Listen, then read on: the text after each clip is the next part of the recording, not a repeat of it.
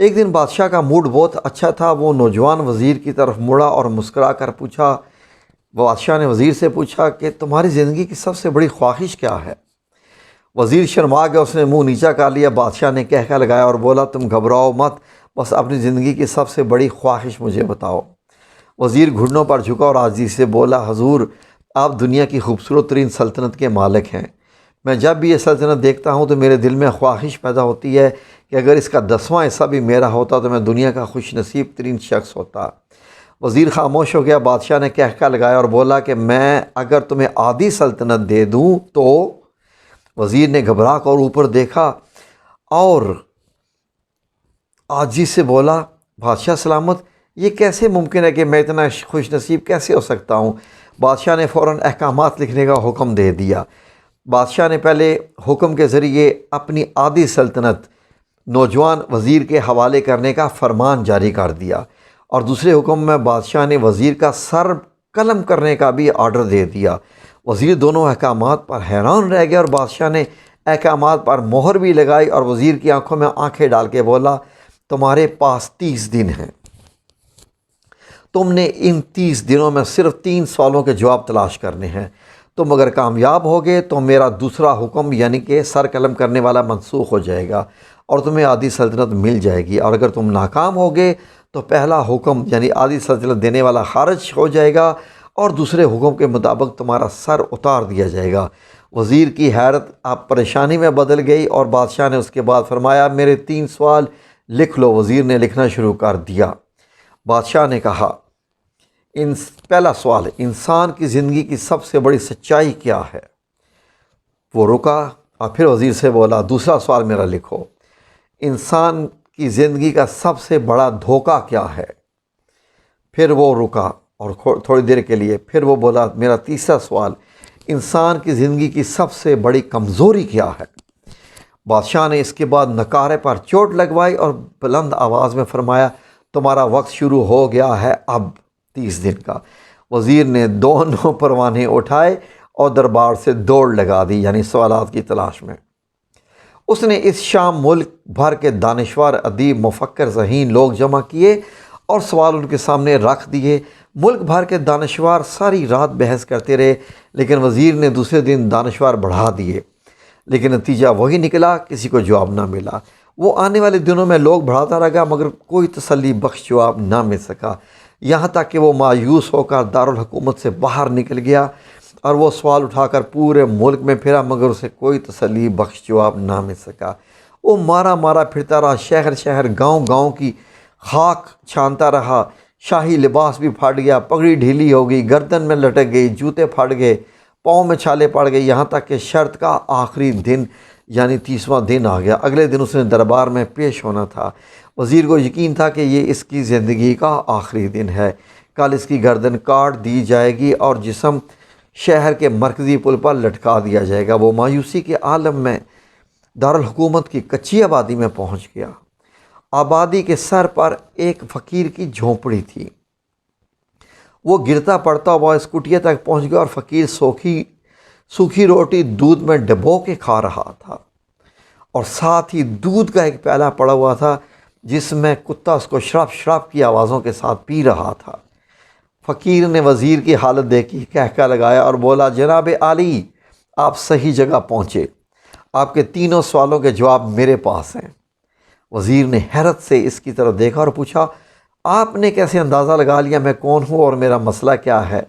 فقیر نے سوکھی روٹی کے ٹکڑے چھابے میں رکھے، مسکرایا، اپنا بوریا اٹھایا اور وزیر سے کہا، یہ دیکھیے، آپ کو بات سمجھ آ جائے گی۔ وزیر نے جھک کر دیکھا، بوریے کے نیچے سے شاخی خلعت بچھی ہوئی تھی۔ یہ وہ لباس تھا جو بادشاہ اپنے قریب 3 وزراء کو عنایت کرتا تھا۔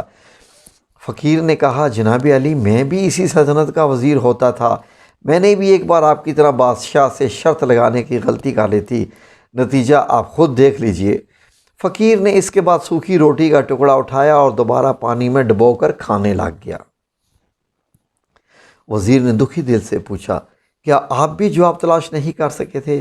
فقیر نے کہہ لگایا اور جواب دیا، میرا کیس آپ سے ذرا مختلف تھا، میں نے جواب ڈھونڈ لیے تھے، میں نے بادشاہ کو جواب بتائے، آدھی سلطنت کا پروانہ پھاڑا، بادشاہ کو سلام کیا اور اس کٹیا میں آ کر بیٹھ گیا۔ میں اور میرا یہ کتا دونوں مطمئن زندگی گزار رہے ہیں۔ وزیر کی حیرت بڑھ گئی، لیکن یہ سابق وزیر کی حماقت کے تجزیے کا وقت نہیں تھا کہ جس کو آدھی سلطنت بھی مل گئی اور آ کے یہاں کٹیا میں بیٹھ گیا۔ جواب معلوم کرنے کی گھڑی تھی، چنانچہ وزیر اینکر پرسن بننے کی بجائے فریادی بن گیا اور اس نے فقیر سے پوچھا، کیا آپ مجھے ان سوالوں کے جواب دے سکتے ہیں؟ فقیر نے کہا، ہاں بالکل، میں تمہارے سوالوں کے جواب دے سکتا ہوں۔ میں نے پہلے 2 سوالوں کے جواب مفت دوں گا، لیکن تیسرے جواب کے لیے تمہیں اس کی قیمت ادا کرنی پڑے گی۔ وزیر کے پاس شرط ماننے کے سوا کوئی چارہ نہیں تھا، اس نے فوراً ہاں میں گردن ہلا دی۔ فقیر بولا، پہلا سوال تمہارا، دنیا کی سب سے بڑی سچائی موت ہے۔ کوئی انسان بھی ہو، کچھ بھی ہو، وہ اس سچائی سے نہیں بچ سکتا۔ وہ رکا اور پھر بولا، تمہارے دوسرے سوال کا جواب، انسان کی زندگی کا سب سے بڑا دھوکہ زندگی ہے خود۔